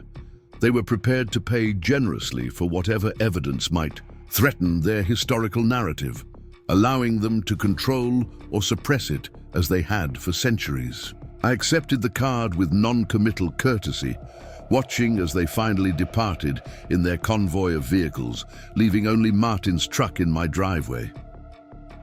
"That was interesting," he observed once we were alone, Scout circling cautiously as if ensuring the intruders had truly left. "Never seen the Historical Society deploy with that kind of authority before. Must be something mighty important they think you've found." Sarah rejoined us, having retrieved her bag from her car where the most critical documents remained secured. "Thank you for the unexpected assistance, Mr. Donaldson. The boundary marker diversion was brilliantly timed." Martin smiled, the weathered lines of his face deepening. "Been wondering about those markers my whole life. My grandfather said they weren't property boundaries at all, but some kind of trail markers left by people passing through long before our families settled here." "Trail markers?" Sarah's historian's interest was immediately engaged. "Could you describe them more specifically?" "Stone pillars about waist high. Most of them," Martin explained, "each carved with similar symbols, a spiral pattern and what looks like a ship or boat. Some have additional markings that nobody's ever been able to identify properly. They form a line running roughly north-south along what used to be the eastern boundary of my property." Sarah and I exchanged significant glances. The description matched details from Jonathan's documents, particularly the map showing the route taken by the integrated colony as they moved inland from the coast. If these stone markers were authentic, they provided independent physical evidence supporting Jonathan's account of the Lost Colony's actual fate. "And you mentioned these to the development company?" I asked, wondering how the Westmorelands had responded to such evidence on property they now controlled. Martin's expression darkened.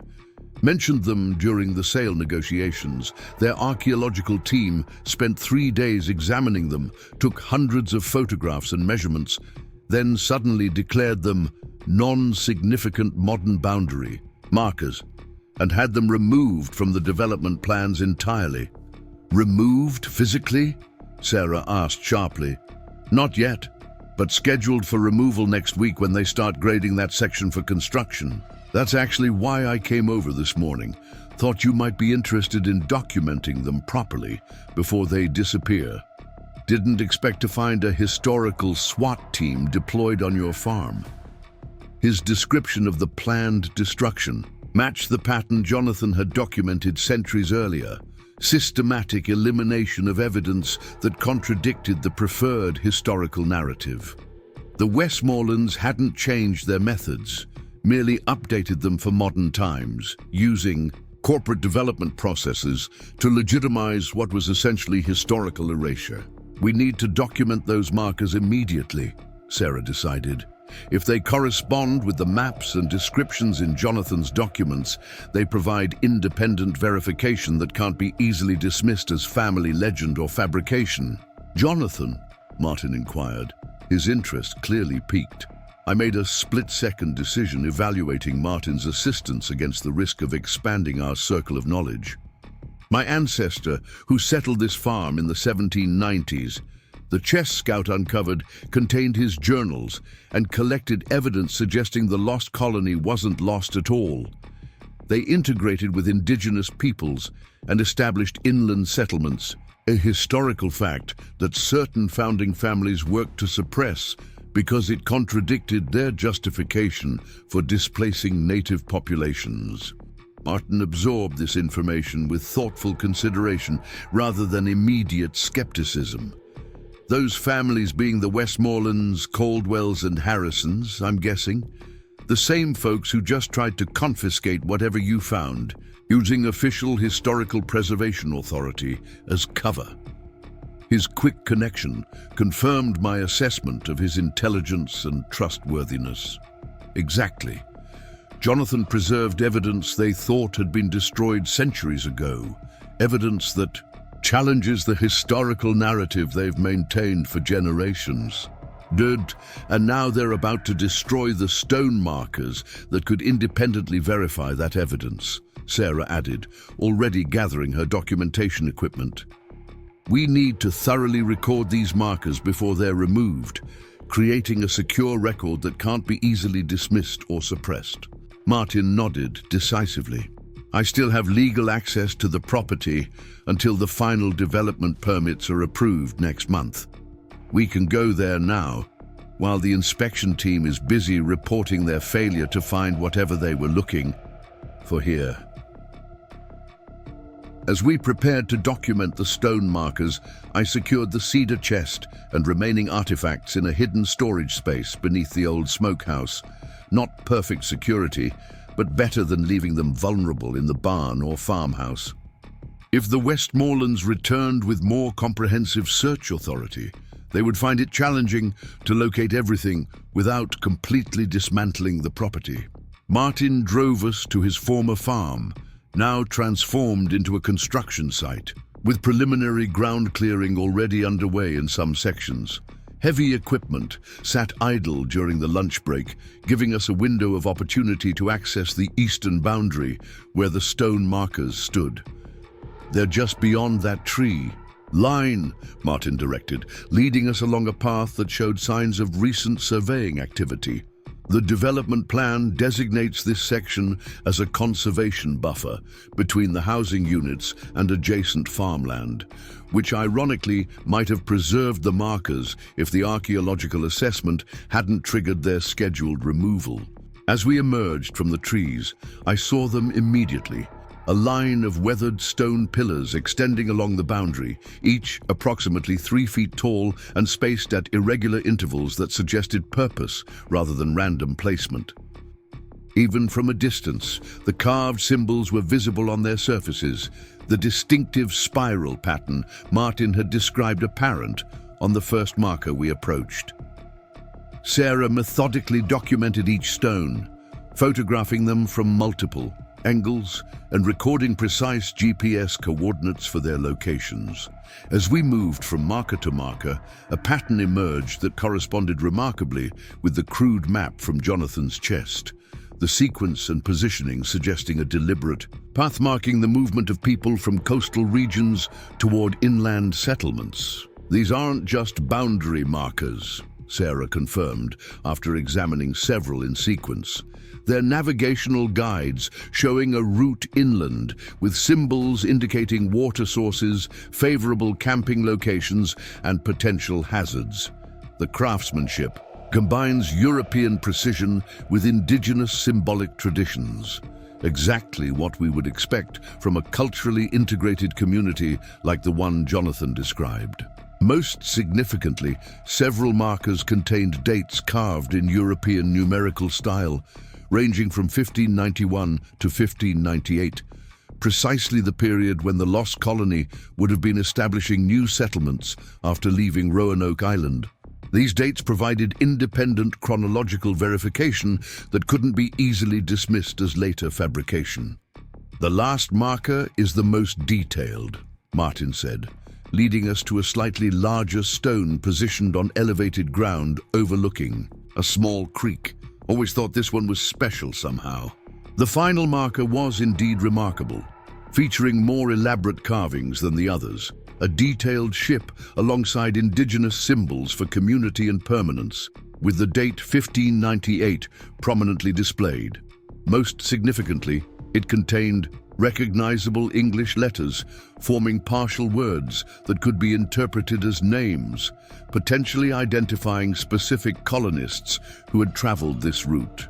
"This is definitive evidence," Sarah declared, carefully photographing every detail of the carved surface. These markers weren't created recently or by later settlers. They show specific cultural integration from exactly the right historical period, using techniques and symbols consistent with what we know about both European and indigenous craftsmanship of the late 16th century. As we completed our documentation, the sound of approaching vehicles alerted us to potential complications. Through the trees, I glimpsed familiar black SUVs approaching the main entrance to the construction site, Caldwell and Collins returning with what appeared to be additional personnel. "They must have realized the significance of these markers after leaving your farm," Martin surmised, gathering our equipment quickly. "There's a service road through the back of the property that connects to the county maintenance access. We can avoid the main entrance entirely." We retreated rapidly along Martin's suggested route, completing our exit just as the Westmoreland team began deploying what looked like professional archaeological equipment near the first marker.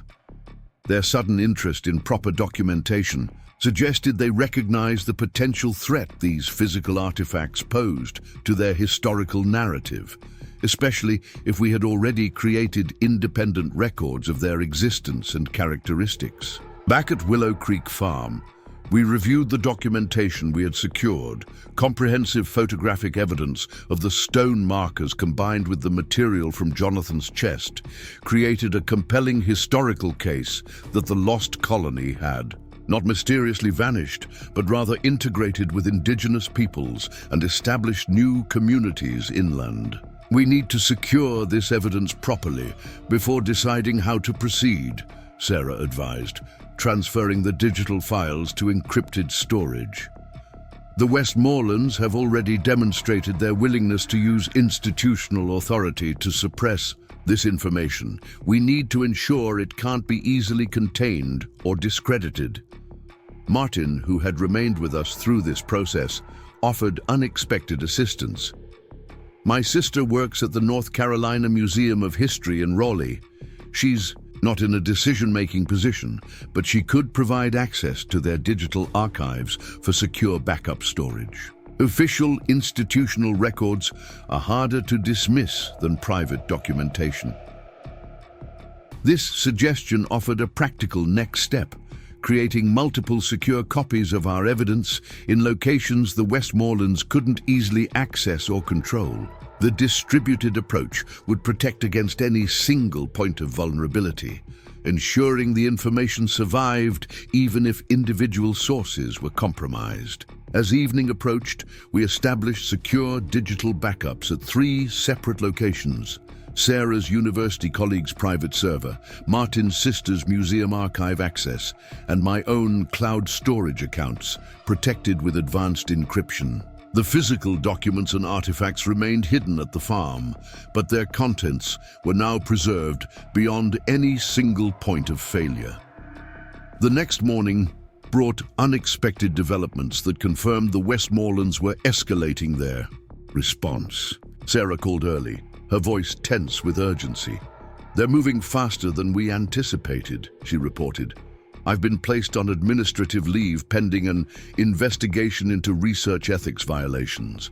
My department chair received direct pressure from the university's largest donors.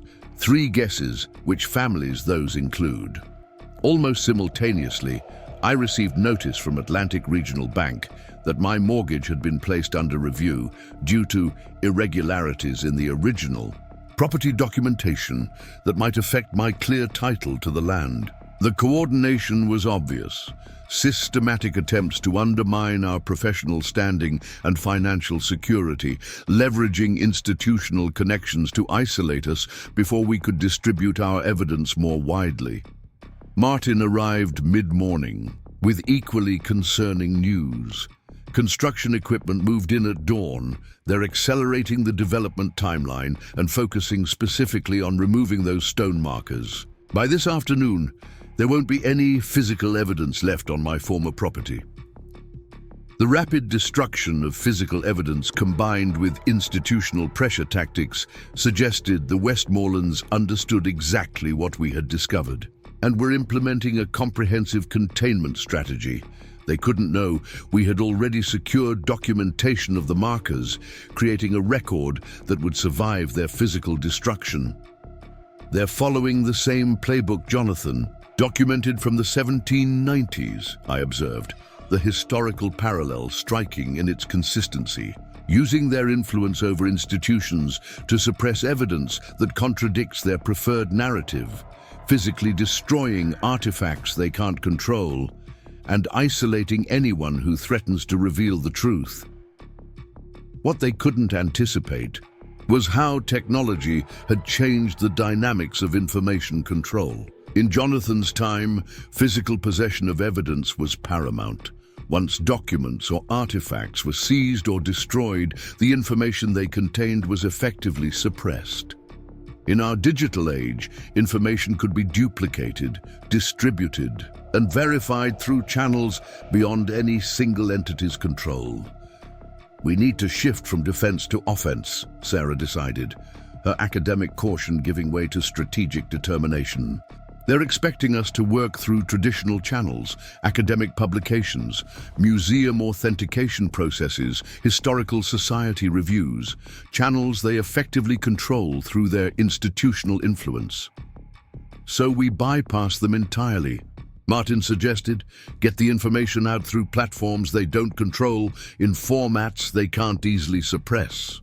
This approach aligned with my own thinking, leveraging modern information ecosystems to distribute what Jonathan had preserved, ensuring it reached audiences beyond the Westmorlands' institutional influence.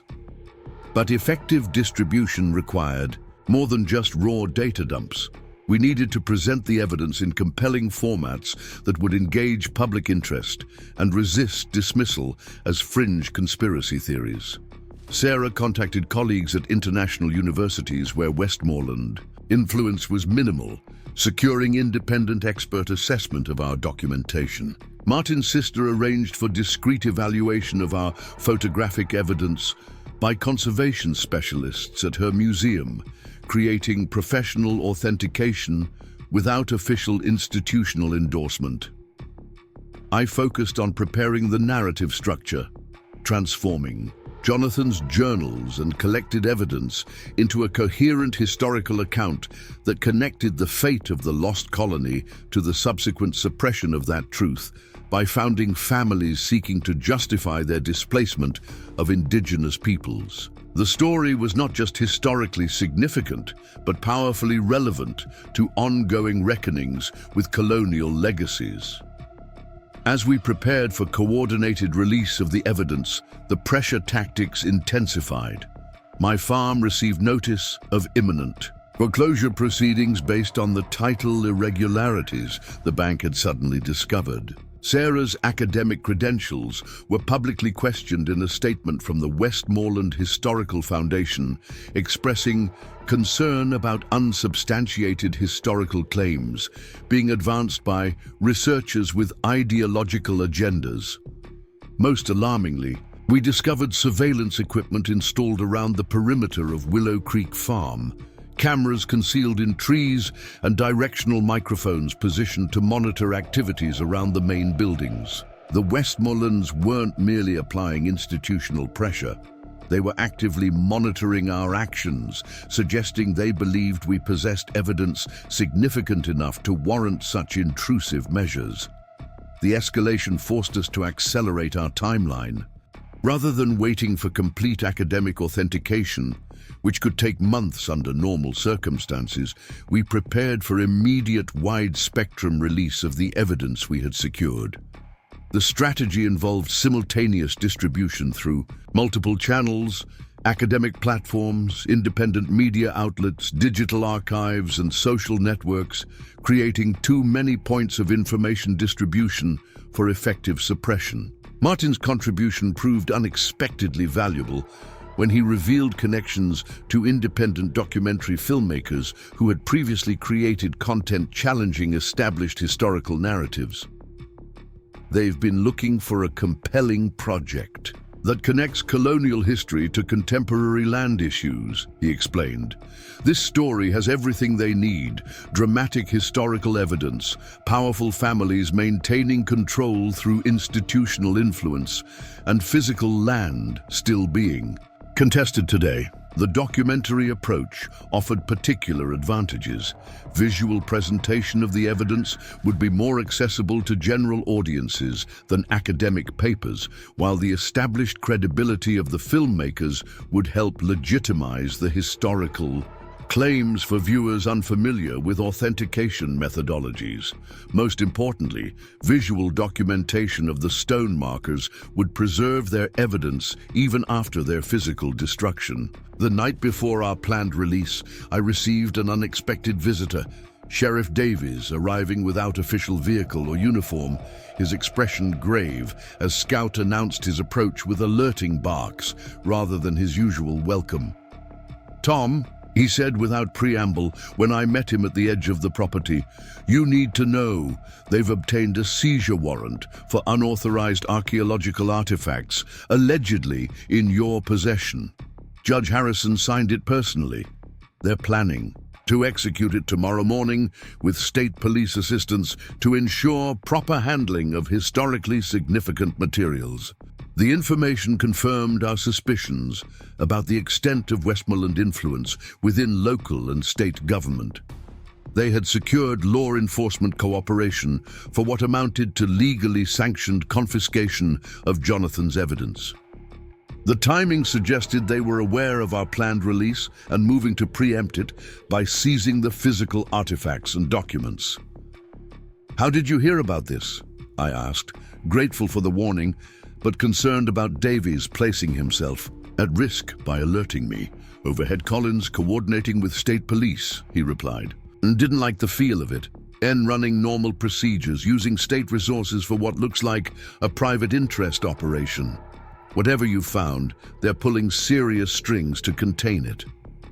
His warning gave us precious hours to implement contingency measures, relocating the most critical physical evidence to secure off-site locations while ensuring our digital distribution channels were fully prepared for accelerated release. Sarah arrived shortly after Davies departed, helping transfer key artifacts to her vehicle for temporary storage at locations the Westmorelands wouldn't immediately connect to our effort.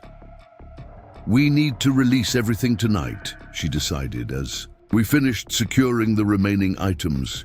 "Once they execute that warrant and find nothing significant, they'll trace any off-site storage locations and attempt to expand their seizure authority." Martin joined us near midnight, bringing equipment from the documentary team to finalize high-quality video documentation of the chest and its contents before they were dispersed to secure locations. The filming continued through the early morning hours, creating comprehensive visual records that would accompany our digital evidence release. At dawn, we initiated the distribution, sending authenticated digital packages simultaneously to hundreds of platforms worldwide, from academic repositories to independent media outlets, public archives to specialized historical forums. The distribution architecture was deliberately designed to prevent any single point of failure, ensuring the information would continue spreading even if individual channels were pressured into removing it. The Westmoreland response began within hours. Cease and desist letters to media outlets, threats of defamation litigation against anyone repeating our claims, and formal complaints to law enforcement alleging theft and falsification of historical artifacts. But the distributed nature of modern information ecosystems rendered these conventional suppression tactics largely ineffective. When state police arrived to execute the seizure warrant, they found no significant historical artifacts remaining.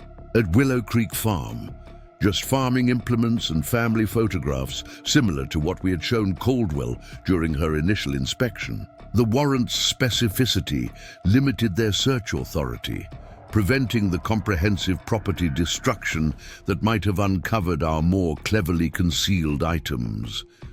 By mid-afternoon, the story had gained momentum beyond anyone's ability to contain it. International media picked up the narrative first, beyond the immediate reach of Westmoreland influence, followed by independent domestic outlets responding to growing public interest. Academic historians began weighing in, many expressing cautious interest in examining the evidence more thoroughly rather than dismissing it outright. Most significantly, the stone markers, which Coastal Paradise had completely removed from the development site the previous day, had been thoroughly documented not only in our photographs, but in the development company's own survey records, obtained through public records requests by journalists investigating the story. Their existence couldn't be denied, and their correspondence with Jonathan's maps provided compelling physical verification of his account. 3 days after our release, the first major academic institution broke ranks. A European university's archaeology department announced preliminary analysis supporting the authenticity of the artifacts shown in our documentation, noting the stone markers in particular displayed weathering and carving techniques consistent with late 16th century craftsmanship.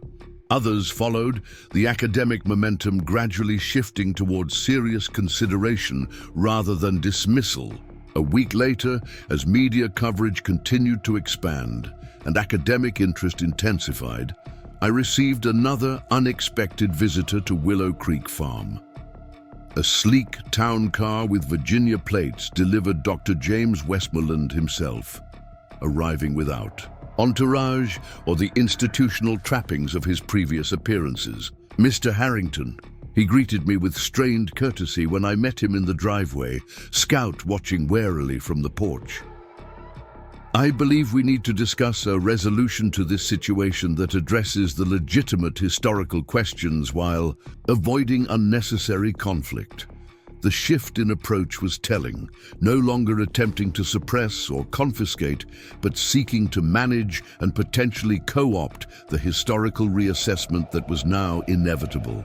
The Westmoreland family was adapting to the changed information landscape, recognizing that complete suppression was no longer possible in a digital age.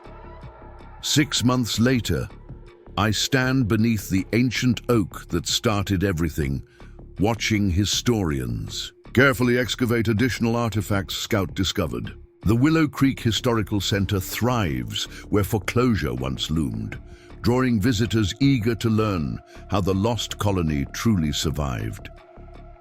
The Westmorelands eventually negotiated inclusion in the narrative, rebranding themselves as facilitators of historical truth rather than its suppressors. Sarah leads the academic research team, while Martin guides tours through the stone marker trail, now preserved as a heritage site. Scout rests peacefully at my feet, oblivious to how his curious digging changed history. Some secrets wait centuries for the right moment to emerge, and sometimes it takes a faithful dog to uncover truth that powerful men buried. Up next, you've got 2 more standout stories right on your screen. If this one hit the mark, you won't want to pass these up. Just click and check them out.